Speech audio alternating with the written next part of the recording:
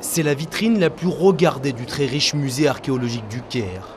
Avec ses 11 kilos d'or, ce masque mortuaire a rendu célèbre le pharaon qui le portait dans sa tombe, Toutankhamon.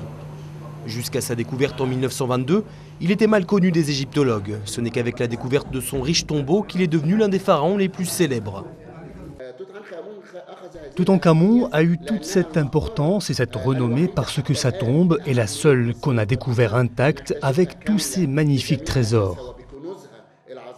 Les zones d'ombre sont longtemps restées nombreuses autour de ce personnage qui vécut au XIIIe siècle avant Jésus-Christ.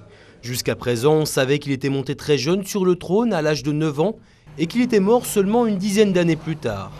Une mort précoce à l'origine de nombreuses spéculations. Aujourd'hui, la science vient de rendre son verdict. Toutankhamon n'a pas été assassiné. Nous avons pu découvrir que Toutankhamon avait une forme sévère de paludisme. La malaria était courante dans l'Égypte antique.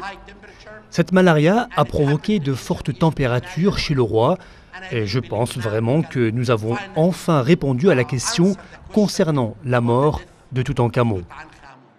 C'est l'ADN et le scanner cérébral du pharaon qui ont parlé.